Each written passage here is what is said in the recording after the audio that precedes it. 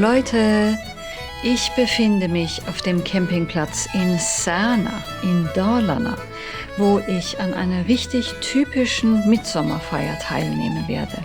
Schwedischer geht's nicht. Dalarna gilt als das Herz des schwedischen Mitsommers. Hier werden alte Traditionen gewürdigt. Es werden Trachten getragen, es wird Volksmusik gespielt und die Mitsommerstange auf traditionelle Art geschmückt. Dalarna gilt als Sinnbild für das echte Schweden. Hierhin reist, wer Mittsommer so authentisch wie möglich erleben will. Die alte Kirche von Särna wurde Ende des 17. Jahrhunderts erbaut und ist eine der am besten erhaltenen Holzkirchen Schwedens. Innen ist sie hell, schlicht und voller Geschichte. Hier treffen weiße Wände auf eine barocke Altartafel und mittelalterliche Holzfiguren.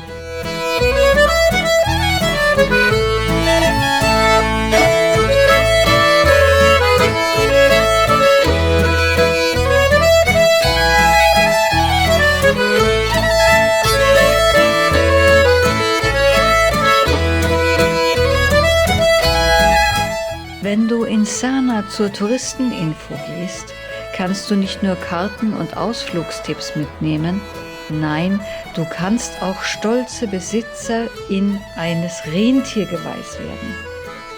Außerdem Angellizenzen, Dala-Pferdchen und Silberschmuck der Sami, dem skandinavischen Urvolk. Särna nennt sich das Tor zum Gebirge. Von hier aus beginnen viele Wanderwege in die wilde Bergwelt von Dalarna. Einen davon werde ich heute Nacht nehmen, davon später mehr. Und jetzt begebe ich mich zur Mitsommerfeier. Aha, da kommen schon ein paar Musikanten angefahren.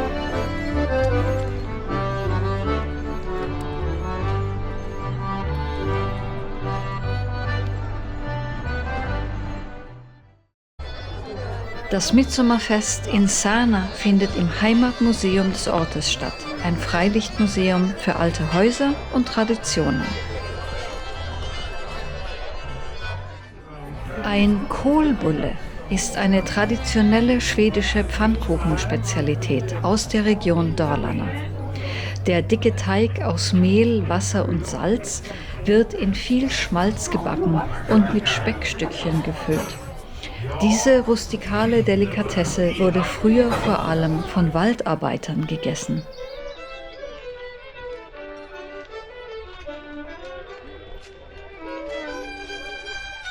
Bevor die Mitsommerstange aufgestellt wird, gibt es einen fröhlichen Umzug zum Festplatz.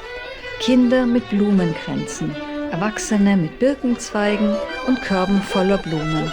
Alle tragen dazu bei, die Stange festlich zu schmücken. Es ist ein farbenfrohes Ritual, das Gemeinschaft und Tradition lebendig macht.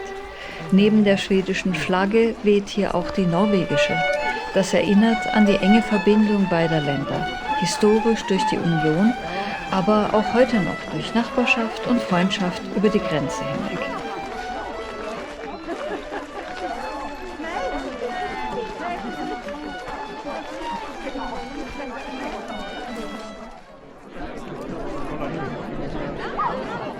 Das Aufrichten der Mitsommerstange ist Schwerstarbeit.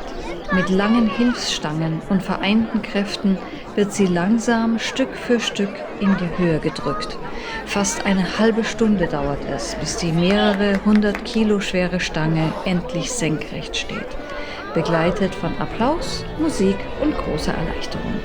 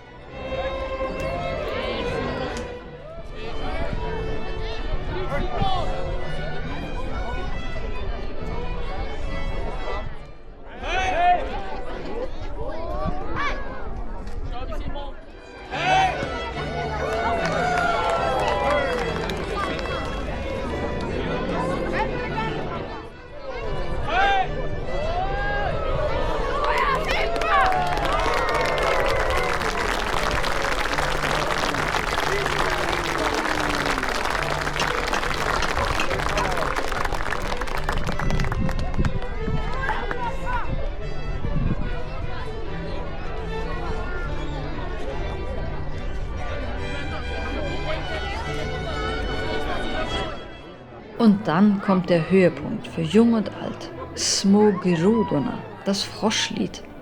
Hand in Hand tanzen alle um die Mitsommerstange, wackeln mit den Ohren, schütteln mit dem Kopf und quaken wie Frösche. Ein Moment, in dem selbst die Erwachsenen wieder zu Kindern werden.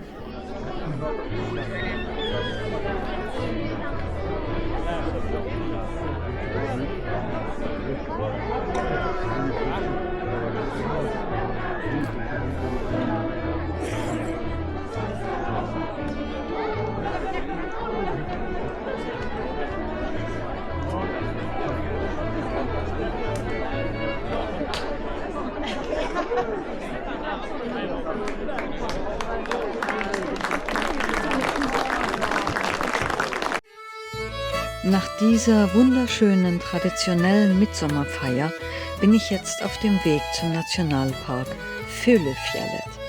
Da wartet nämlich eine ganz besondere Überraschung.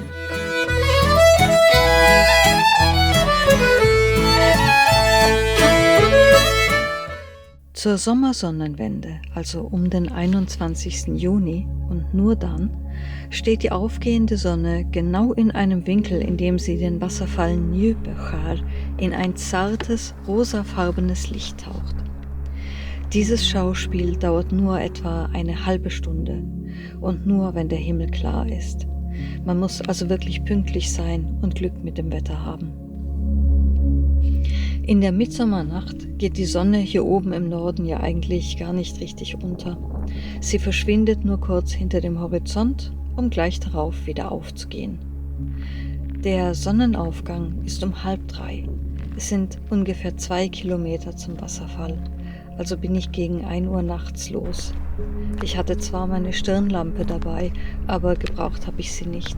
Es war hell genug. Ein magisches, silbriges Licht lag über der Landschaft.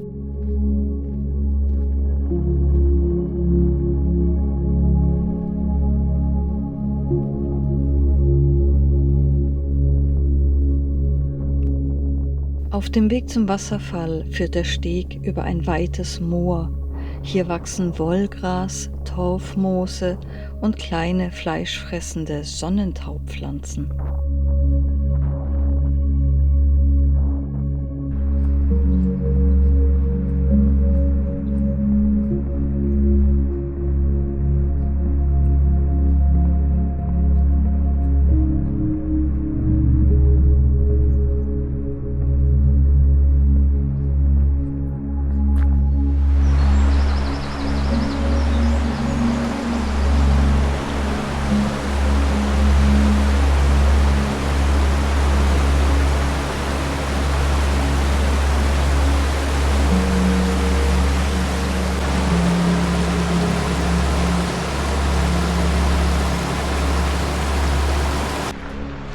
Ich begegne zwar nicht vielen Leuten, aber ich bin nicht ganz allein auf dem Weg, was irgendwie auch ein schönes Gefühl ist. Nach dem langen Weg durch den Wald öffnet sich plötzlich die Landschaft und dort steht sie, eine kleine hölzerne Schutzhütte. Von hier aus hat man den ersten Blick auf den Wasserfall. Ein idealer Ort, um kurz innezuhalten und einfach nur zu schauen, zu hören, zu atmen.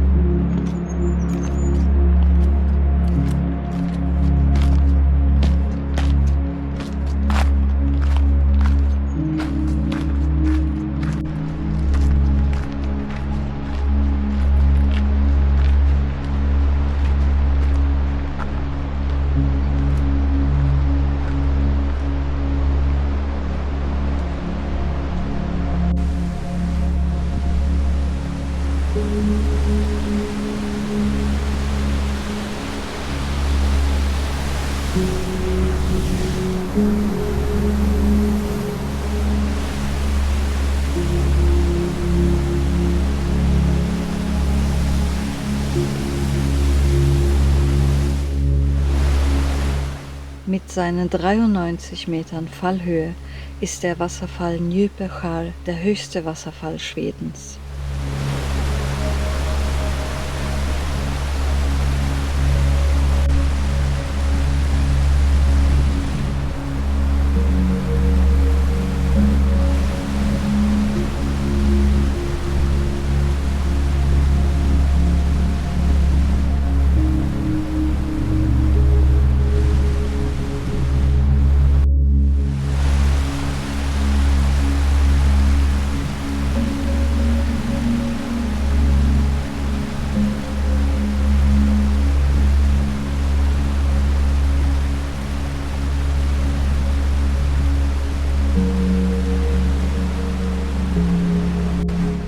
Es sind nicht viele hier, wir sind nur ungefähr 10 Leute, die zusammen auf den Sonnenaufgang warten.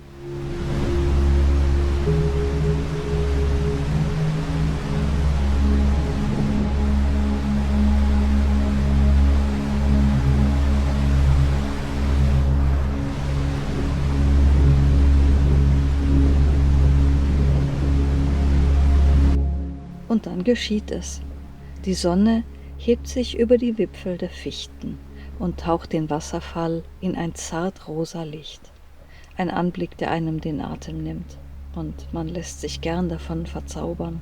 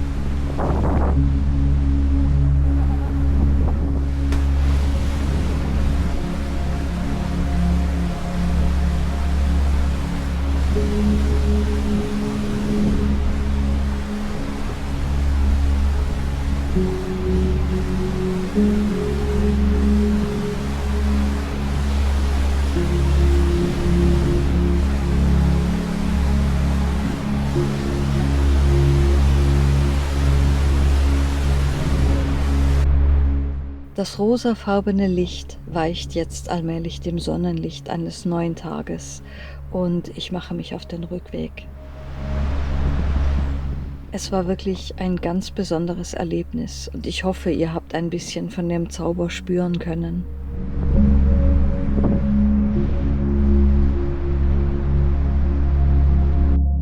Ich bin jetzt fast wieder am Auto und werde mich erstmal ein bisschen schlafen legen. Aber in der nächsten Episode geht's weiter zum nächsten Wasserfall, den ich euch unbedingt zeigen möchte. Außerdem nehme ich euch mit zur höchstgelegenen Straße Schwedens, dem Flatrödweg, auf 975 Meter über dem Meeresspiegel. Also bleibt dran und bis bald. Tschüss!